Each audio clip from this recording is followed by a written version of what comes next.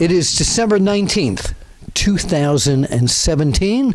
Bill Apter reporting down here at Apter's Alley, and welcome. And I want to wish everybody out there happy holidays. It's a great season. It's a great time of the year. It's the most wonderful time of the year. That my favorite singer growing up, Andy Williams, that was his big hit. And a lot of people don't realize that the commercial, I forgot what the product is currently that uses that's the original Andy Williams song. Anyway, huge news this week on Monday Night Raw. And you know, there's an old saying that says, "You come a long way, baby," referring to the way women keep making more and more strides in this world. And you saw Stephanie McMahon come out and announce on Monday Night Raw that for the very first time in history, in Philadelphia, Pennsylvania, there will be a match that has never, ever happened. And it's historic. The Royal Rumble in Philadelphia, of course, will have the usual men's Royal Rumble match, but this time there will also be a women's Royal Rumble match. Totally equal. This is incredible. Just a few weeks ago, if you don't know, I'm just going to tell you, and if you do know, it's kind of old news, but the WWE was able to have the very first women's pro wrestling match ever in the Middle East. It was banned. It was not permitted. But the WWE was able to change this. The girls, the women, the fighting athletes who are so spectacular in the ring and have become such great role models. And I'm going to take you back right now to when I first started my career in 1970. And every month there was a show at Madison Square Garden, the WWWF, the Worldwide Wrestling Federation. Vince McMahon Sr., of course, was the promoter, along with the president, not of the United States, but of the WWF, Willie Gilzenberg. They ran great shows, but there were no women and there were no masked wrestlers. And both women and masked wrestlers were banned from competing in New York State. Yeah.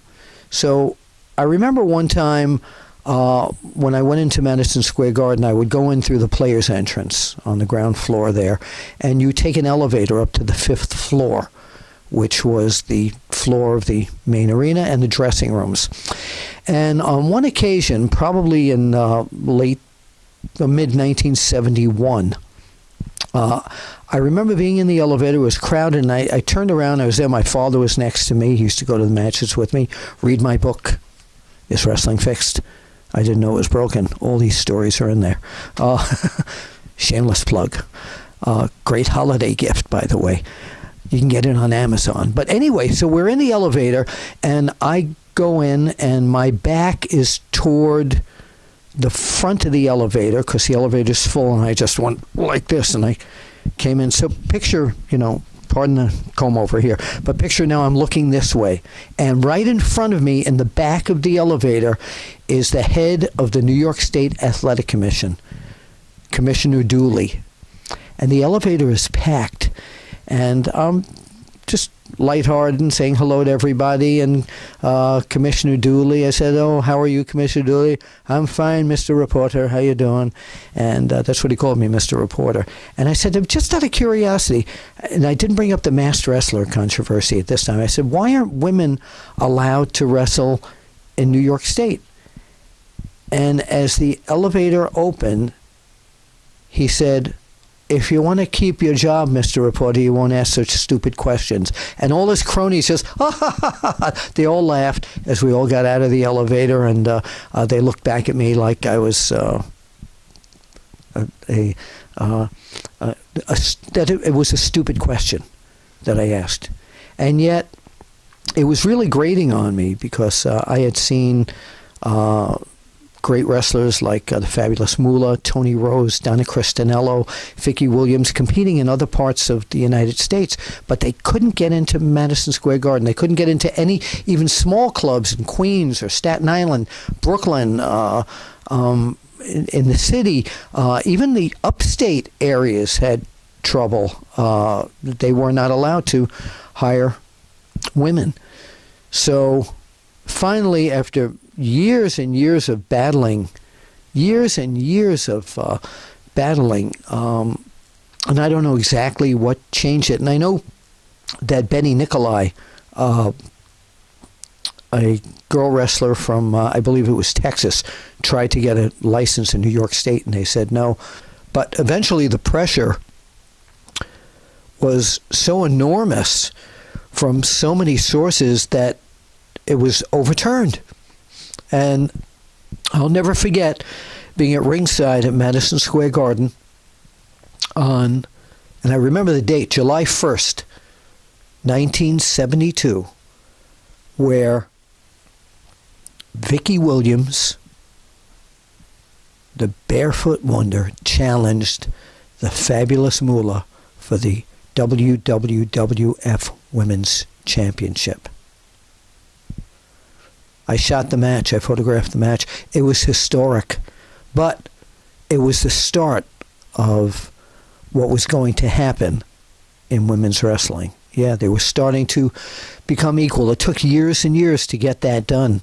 And then, of course, what the WWE has done recently with the Mae Young Classic, the Middle Eastern situation, and now the ladies' own Royal Rumble. That's absolutely incredible. So I want to compliment the WWE for stepping up the game, yeah, for the ladies. And by the way, you know, Ring of Honor also has the Women of Honor. So they've got their own thing going. And of course, you've got Shimmer, and there are so many other girl groups out there.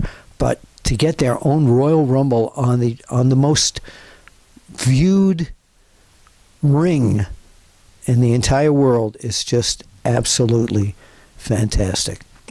Before I go, I want to mention, and again, you probably know this by now, I've got such fight fever for the Chris Jericho, Kenny Omega fight, and it was announced a few days ago that this will be a no disqualification match. So I got such a buzz for this. New Japan Pro Wrestling, go to their website. They have an English website now, by the way. And check that out. This is Bill Apter down here at Apter's Alley. If you'd like to get in touch with me, you can follow me at Twitter at Apter1Wrestling, or you can email me at bapter@onewrestling.com. Happy holidays to everyone. No matter what you celebrate, it's a wonderful time of the year. And I'm going to say this because I've never really said this, that I am so flattered that I have amassed a pretty large fan base that I never in my wildest dreams thought would happen. And I want to thank every one of you for your fanship, as I say. I am so appreciative, and I can't wait to see you during 2018. I'll be at Awesome Wrestling Entertainment on February 24th in Waynesboro, Virginia. I will be at WrestleCon, and I'll keep you posted where I'm going to be. So, Bill Apter, down here at Apter's Alley, and as I always say, I'll see you at the matches. And that means you, and you, and you, all of you. See you at the matches.